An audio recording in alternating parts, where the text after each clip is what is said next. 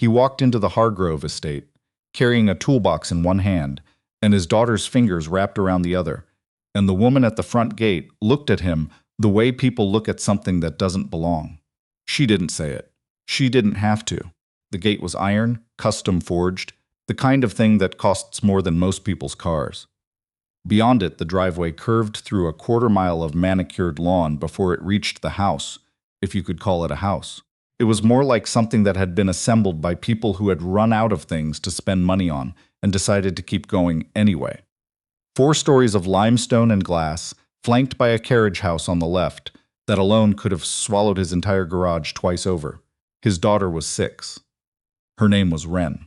She had his late wife's eyes, brown with a ring of amber near the center, and she was wearing her green rain jacket because it had drizzled that morning and she'd asked to come and he hadn't been able to say no. He rarely could anymore. "Is that where the broken car lives?" she asked. "Yeah," he said. "Somewhere in there." "Do you think it's sad?"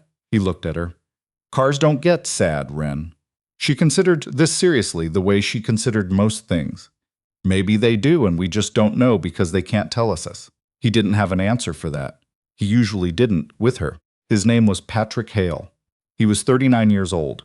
He had a BS in mechanical engineering from Michigan State, had spent 11 years at a Tier 1 automotive supplier outside Detroit calibrating fuel injection systems for engines that ended up in vehicles worth more than his annual salary, and had walked away from all of it 4 years ago when Claire died. And he realized that Wren needed a father who was present, more than she needed a father who was successful. He'd moved back to Callaway, the town he'd grown up in, population 6,000 and dropping, and opened a garage on the edge of town in a building that used to be a tire shop. He called it Hale Automotive. His regulars called it Patrick's Place.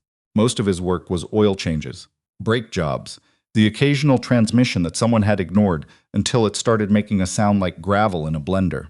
He was good at it. He'd always been good at it. But it was not the kind of good that anyone ever noticed. The woman at the gate was named Sylvia. She said so when she finally opened it, brisk and correct, not unkind but not warm either, and she walked them up the drive at a pace that made it clear she was tolerating the girl but had not planned for her. The carriage house doors were already open.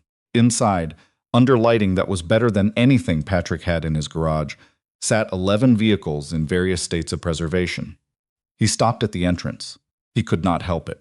There was a 1967 Shelby GT500 in the third bay, fastback, midnight blue, the kind of car he had seen exactly once in person and that had lived in his head for 20 years afterward. Next to it, a 55 Mercedes-Benz 300 SL, the gullwing in silver, with the doors raised like a bird mid-flight. There were others, a Jaguar E-Type, a Duesenberg, 2 Ferraris he couldn't fully see from the entrance. It smelled like old rubber and motor oil and the particular stillness of machines that have not moved in a long time. Wren tugged his hand.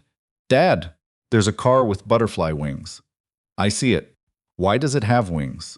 "So it can breathe," he said, and didn't elaborate, because the truth was more complicated, and she was 6, and sometimes you just say something that sounds right and move on.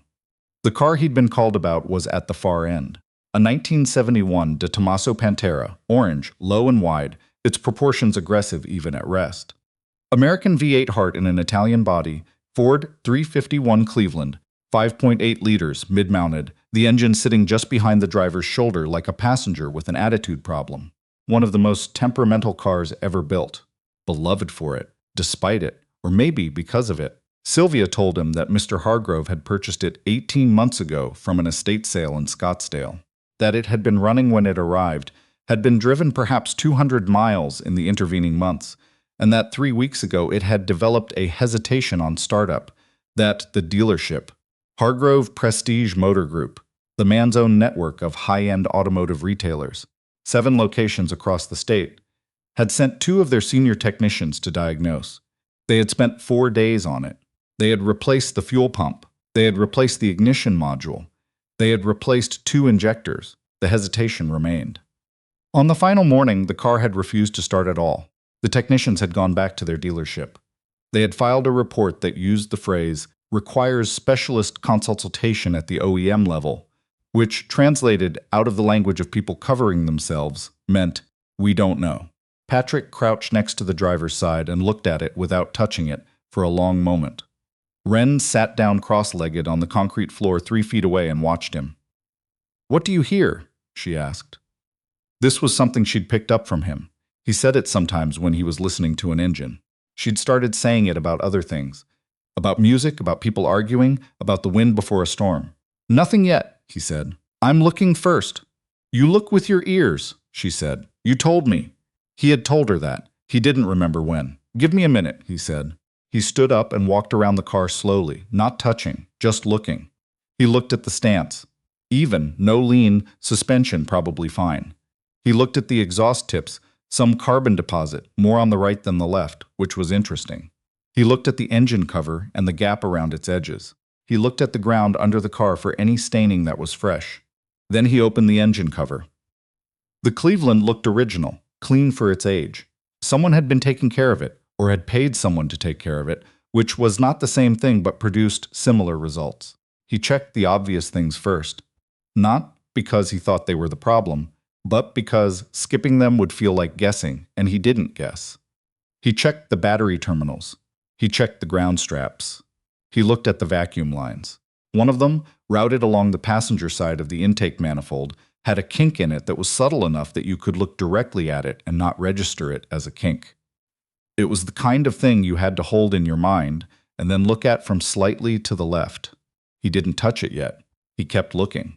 Sylvia appeared at the carriage house door twice, both times, with the particular posture of someone who wanted to ask how long this would take but had decided against it. Patrick didn't acknowledge her. This was not rudeness. It was just that once he was inside a problem, the rest of the room became background noise, and Sylvia was part of the room. The second thing he found was in the distributor. The Pantera used a conventional distributor at this vintage. Pre-electronic, mechanical. The cap held on by 2 spring clips. He pulled the cap. The rotor had been replaced, probably recently, probably by the dealership technicians. But whoever had replaced it had used an aftermarket rotor that was, by his eye, a fraction of a millimeter short in the contact point. Not enough to cause a failure under normal conditions. Not enough to show up on a scanner. Enough to cause exactly the kind of intermittent hesitation that got worse in cold mornings or high humidity. He put the cap back on. He stood up. He looked at the car for another 30 seconds, not because he needed to, but because he wanted to be sure he was right about what he'd found. And because there was a part of him, small, quiet, worn down by years of being the person nobody called until everyone else had given up, that wanted to double-check before he said anything out loud. Then he went to his toolbox. Ren had at some point moved to sit against the rear tire of the Shelby GT500.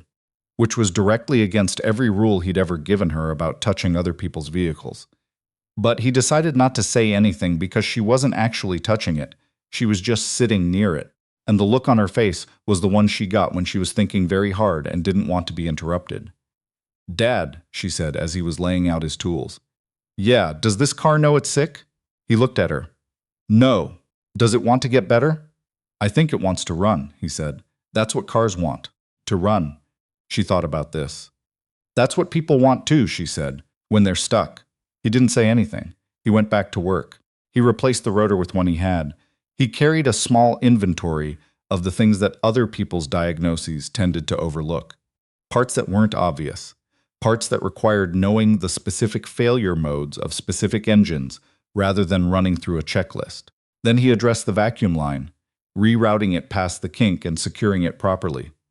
He checked every other vacuum fitting while he had access. He cleaned the distributor cap contacts. He checked the timing with a light. It took him 2 hours and 40 minutes, working steadily, not rushing. Ren fell asleep on her jacket on the floor of the carriage house somewhere in the second hour. He'd put the jacket down for her earlier, near the far wall, away from anything she could roll into. She slept the way she always slept. Flat on her back, arms out, completely untroubled. He stopped twice just to look at her. There was a thing he never said out loud, which was that the reason he'd left the engineering job, the real reason underneath the reason he told people, was not just that Claire died. It was that Claire died, and he realized he'd been working 80-hour weeks for a decade, and during that decade Ren had learned to walk and talk and become a person, and he'd been there for some of it, but not most of it, and the grief had hit him like a wave. But underneath the wave, there was something else. a quieter and more persistent terror, which was the recognition of everything he'd already missed and could not go back to. He'd given up the career and the salary and the title. He'd kept the knowledge. And most days that felt like the right trade, even on the days when it was hard to see how. He was good at what he did. He just stopped needing the world to know it. At 11:40 that night, he turned the key. The Pantera started on the first try. The Cleveland came alive with the low, rough idle of a big displacement V8 that has been sitting, lumpy, authoritative, then settling into a steady pull as the temperature came up. He let it run for 2 minutes. He listened to it the way he listened to everything, with the part of him that had been paying attention to engines since he was 14 years old. And his uncle had handed him a wrench and said, "Just listen, it'll tell you." It told him nothing wrong. That was the right answer. He shut it down. He cleaned up his tools. He repacked his toolbox. He gathered Wren's jacket from the floor, then gathered Wren, who woke up just enough to wrap her arms around his neck and then went back to sleep against his shoulder. Sylvia appeared at the door of the carriage house. Behind her, further back, a man was walking down from the main house. He was tall, silver-haired, the kind of well-dressed that looks like it requires no effort because so much effort has been paid to make it look effortless. This was, Patrick understood, Elliot Hargrove. He had the energy of a man who was not accustomed to being surprised and who was currently trying to recalibrate. "It's running," Patrick said. Hargrove stopped at the edge of the carriage house. He looked at the Pantera. He looked at Patrick. He looked at Wren, asleep on Patrick's shoulder, one small hand still loosely holding the collar of his jacket. "My people spent 4 days on that car," Hargrove said. He said it the way some people say things. Not as an accusation exactly, but as a fact that is not fully comfortable. "Rotors are tricky on these," Patrick said. "The aftermarket tolerances on the contact point are inconsistent, easy to miss if you're used to working with newer systems." Hargrove was quiet for a moment. "Who trained you?" "I trained myself mostly. Michigan State for the theory. 11 years at Kellerman Automotive after that, fuel and ignition systems." He shifted Wren slightly so she wasn't digging her chin into his collarbone. "Then I opened a garage in Callaway." Hargrove looked at him again. There was something moving behind his expression. Reassessment, maybe. Or the particular quality of respect that only arrives when someone has first decided there's nothing to respect and then been proven wrong. "I have 4 other vehicles in that collection with open service issues," Hargrove said. "The restoration shop I use has been sitting on a work order for the Duesenberg for 7 months." Patrick looked at the Duesenberg. He'd been looking at it on and off all night. "What's the issue?" he asked. "They say the supercharger coupling is too far gone to rebuild. They want to source a replacement from a parts broker in Germany. Lead time 18 months minimum." Patrick was quiet for a moment. He had seen 2 Duesenbergs in his life before tonight. He had never worked on one. He knew the supercharger setup the way you know things that you have read about carefully over many years, but not yet encountered in practice. Theoretically, precisely, with the particular hunger that comes from wanting very badly to put your hands on something. "Couplings can usually be rebuilt," he said. "Depends on what's actually failed. I'd need to look at it." Hargrove studied him. "Your rate?" Patrick told him. Hargrove nodded once. The nod was the nod of a man who had just decided something and was not inclined to make a production of it. "I'll have Sylvia contact you tomorrow with the details on the others," he said. "All right." There was a pause. Wren shifted in Patrick's arms, made a small sound, settled back down. Hargrove glanced at her. "Your daughter?" "Yeah, she's been here all night. She wanted to come." Patrick looked at him steadily. "She usually does." Hargrove was quiet for a moment. Something crossed his face, something that wasn't business, something older and more human than that. He had children of his own, probably, or he'd had a father who brought him along, or he'd been a child once who'd wanted to go and someone had said yes. "Good," Hargrove said, simply.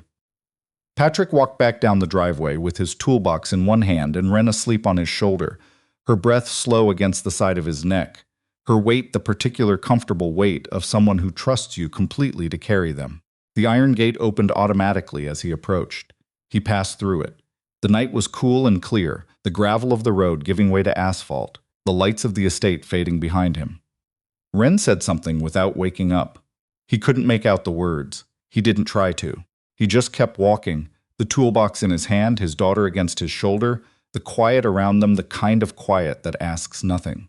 He had an oil change at 7 the next morning. A brake job after that. Someone's minivan transmission that had been making the gravel in a blender sound for 2 weeks and that the owner had finally agreed needed to be looked at. He would get home at 6, maybe 6:30. He would make dinner. Pasta, probably, or eggs, something simple. And Wren would sit at the kitchen counter and tell him about her day at school in the specific non-linear way she had of telling stories, which circled around the point before arriving at it from an unexpected direction, and he would listen, actually listen, the same way he listened to engines. The job with Hargrove would be good work, real work. The Duesenberg alone would take weeks, done properly. But it was the walk home that he thought about later. That particular road, that particular silence, the weight of the toolbox balanced against the weight of his daughter, the stars faint above the cloud cover, everything in its right place. He'd given up a lot of things. He'd kept the part that mattered. That was enough. Most days, that was more than enough.